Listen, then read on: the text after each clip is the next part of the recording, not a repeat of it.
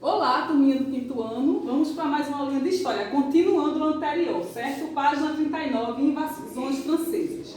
Eu terminei a última aula falando que, enfim, o Mendes Sal, o terceiro governador-geral, conseguiu expulsar os franceses de nosso território, certo? Mas eles voltaram a atacar, tá certo, gente? Qual era o interesse maior dessas pessoas de invadir e explorar o nosso território? Pau-Brasil, porque dava muito dinheiro, ele era muito contrabandeado, certo? Não só pelos franceses, não. Outras nações vinham para explorar o pau-Brasil e outras riquezas nossas. Só que chegou um tempo que os franceses, eles passaram a explorar o pau-Brasil de forma desordenada. E é o que eu falei, se a gente tem um dinheiro, se a gente tem uma riqueza, uma herança, a gente só tira, vai chegar um tempo que vai se acabando. E é isso que eles estavam fazendo, explorando em grande escala, de forma desordenada, certo? Eles também fizeram uma certa amizade, eles tinham uma relação amistosa com os índios. Então, eles, com esse contato, essa relação amistosa com os índios, eles conseguiam fazer trocas através de um processo chamado escambo, que era uma troca, não tinha dinheiro, certo? Pelo menos não assim como nós temos hoje em dia. Então, eles trocavam objetos, os franceses traziam produtos europeus e trocavam com os índios, armas, vasilhas, certo? Então, essa troca aí é chamada de escambo, não era dinheiro, uma troca. Eles ofereciam alguma coisa e, em troca, os índios ofereciam pau-Brasil e outras riquezas nossas para os franceses. Os franceses ficaram tão à vontade, gente, sabe assim, aquelas pessoas folgadas, eles ficaram se achando tão o máximo que eles queriam implantar aqui no Brasil, eles queriam criar aqui no Brasil uma França Antártica. Ou seja, essa França Antártica serviria, tipo uma cidade, aqui dentro do nosso território, para abrigar os perseguidos da França, perseguidos religiosos, talvez até fugitivos, certo? Essa amizade dos franceses com os índios também foi fundamental na luta dos franceses contra os portugueses, certo? Como eu já falei, foi o terceiro governador, Mendes Sal, que conseguiu expulsar os franceses. Eles passaram 40 anos lá na França e após 40 anos eles voltaram de novo, gente, a invadir o nosso território, que foi aí que aconteceu a segunda invasão francesa. A primeira aconteceu no período colonial e no hoje conhecido cidade do Rio de Janeiro. A segunda na cidade do Maranhão, certo? Quando eles retornaram não satisfeitos, eles ainda queriam criar outra França aqui no nosso território, outra cidadezinha, certo? E dessa vez era a França equinocial. Durou apenas 3 anos. A primeira invasão, certo, que aconteceu no Rio de Janeiro, durou 40 anos. Essa segunda invasão durou apenas 3 anos. Eles foram expulsos de nosso território, comandados pelo Jerônimo de Albuquerque e Alexandre de Moraes, junto às tropas portuguesas. Esse embate, gente, era por causa do pau-Brasil. Tinha outras riquezas, minérios e outras coisas que eram cultivadas aqui. Mas o principal alvo era o pau-Brasil, certo? Após a expulsão francesa dos franceses, outras nações, ou outra nação em específico, a Holanda, decidiu também fixar residência aqui, certo?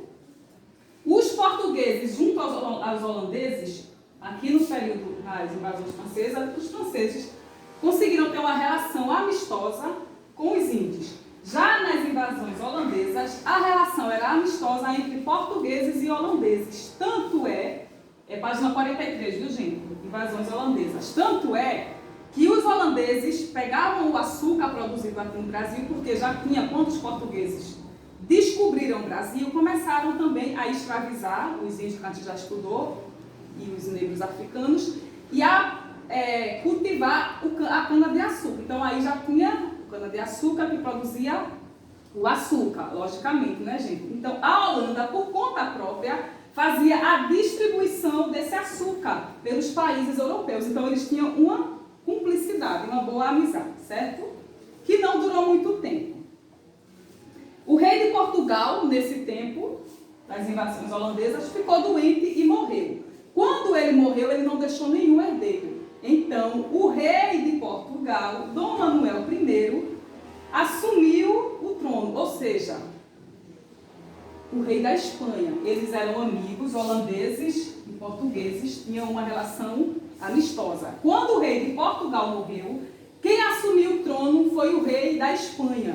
Então, os holandeses e os portugueses certamente não gostaram, porque, tipo, três nações, Brasil, que na época era colônia, Portugal e Espanha. Se o rei não deixou herdeiro, logicamente quem deveria ficar no poder era um holandês, pela amizade colorida. Mas não, o rei da Espanha veio e assumiu esse poder. Aconteceu assim a União Ibérica. E o que foi a União Ibérica? Foi a junção das coroas portuguesas e espanhola sob o mesmo governo.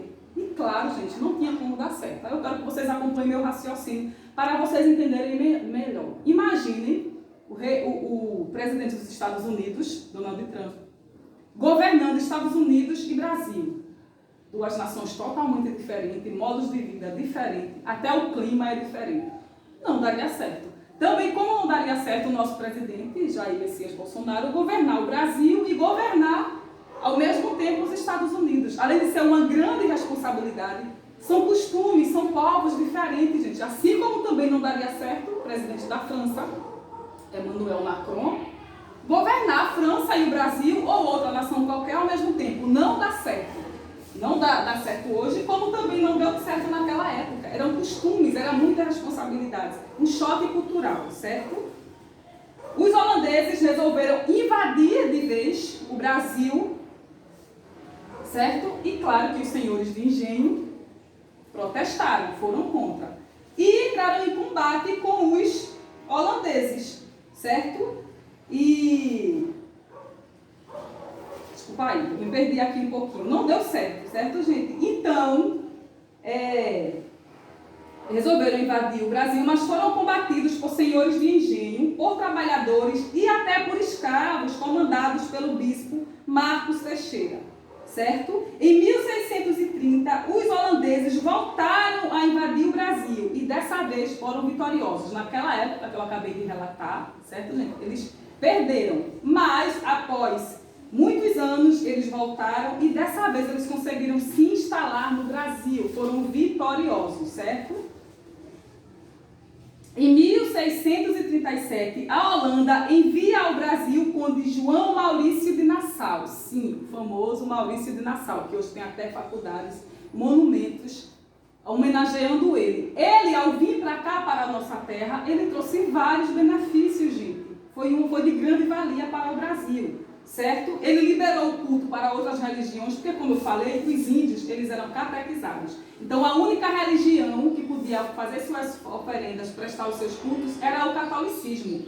Quando Maurício de Nassau aqui chegou, ele liberou o culto para todas as religiões. Protestante, católico, espiritismo, qualquer tipo de culto foi liberado, certo, gente? Ele construiu palácios, construiu pontes, emprestou dinheiro para os brasileiros, para os portugueses, trouxe artistas, cientistas, trouxe pintores que embelezaram nossa capital, Recife, certo? Em 1640, Portugal, enfim, conseguiu se libertar do domínio espanhol, ou seja, o rei não tinha se apoderado do trono. Enfim, os portugueses conseguiram, através de um acordo, fazer essa divisão, destronar ele, foi embora. Certo? E Maurício de Nassau veio, trouxe vários benefícios, mas chegou o dia que Maurício de Nassau também teve que retornar, certo? Para a Espanha. Quando Maurício de Nassau foi embora para a Espanha, os holandeses que aqui estavam começaram a cobrar dos portugueses tudo o que ele tinha feito. Logicamente não daria certo, gente, porque ele fez vários benefícios. Não tinha como cobrar uma dívida que, de certo modo, não existia. Ele fez porque ele quis fazer, certo?